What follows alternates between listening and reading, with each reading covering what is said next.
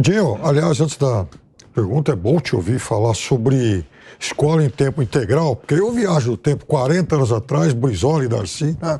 Enfim, de vanguarda nesse tema, e o PT criticava muito a época. Mas, enfim, passado esse tempo todo, é verdade. Aliás, o presidente Lula andou fazendo meia-culpa ano passado sobre isso. Nada vem sem pimenta aqui, Edinho. Nenhum comentário tem uma pitadinha especial. Mas aí, Edinho... Até quando elogia... Não, até quando elogio bate. Mas aí, Edinho, voltando ao tema comunicação, mas deixando comunicação institucional de lado, se você pegar, por exemplo, um Uber aqui em São Paulo, qualquer cidade do país, um táxi, e a gente está falando com uma categoria de profissionais que trabalha demais. Os caras passam 10, 12, 14 horas por dia na rua e, na verdade, eles enxergam, por exemplo, as pessoas que recebem benefícios, as bolsas e tal, praticamente como parasitas da sociedade. Eles aprenderam, isso foi inoculado neles.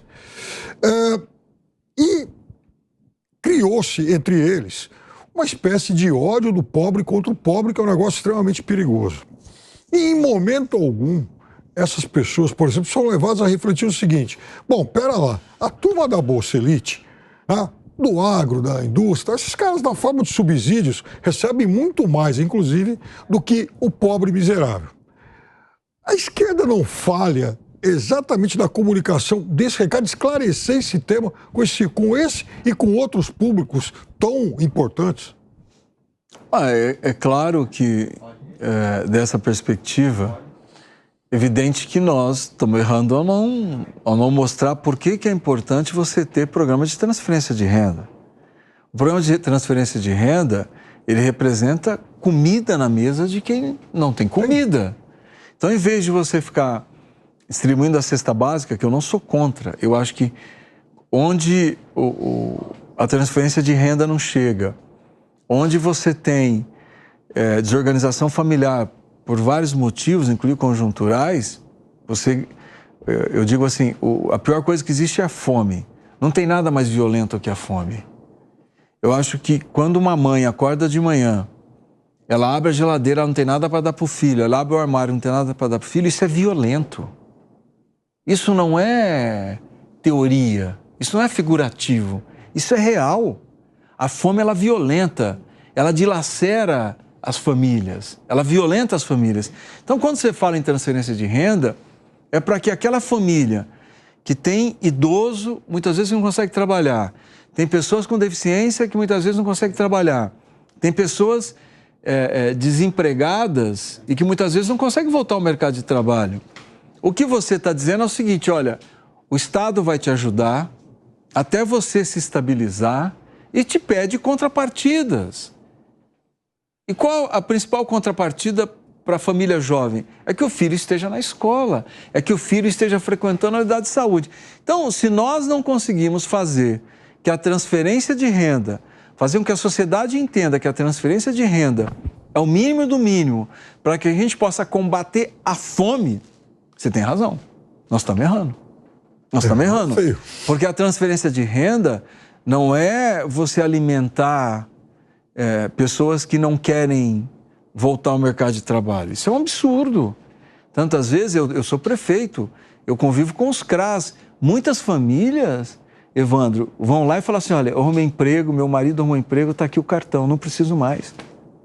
Você tem muitos casos, mas muitos, que o CRAS relata, as pessoas vão lá e devolvem, olha, porque arrumamos emprego, não precisamos mais da ajuda. Mas, prefeito, uma crítica que vem sobre a questão dos projetos sociais é de que muitas vezes, e aí essa crítica recai principalmente sobre o governo do PT, de que ele oferece o benefício, mas de que ele não tem como que um pós-venda do benefício, no sentido de acompanhar mais de perto as famílias e permitir que esse benefício não crie uma sucessão, não passe de pais para filhos. Essa crítica, ela não tem fundamento. Ela é injusta com o partido e com o governo? Não é. Ela é injusta com quem está lá na ponta. Por quê?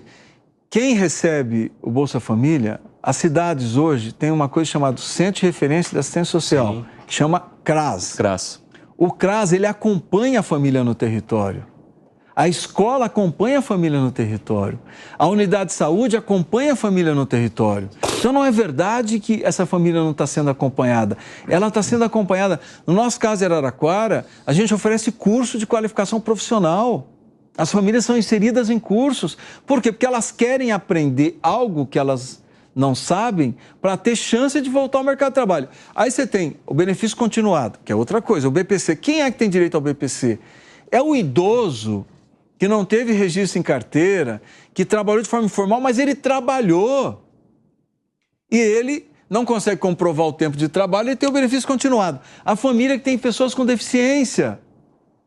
Claro, uma mãe que tem, não sei se quem está nos assistindo já viu cenas, uma mãe que tem, por exemplo, uma criança com paralisia cerebral.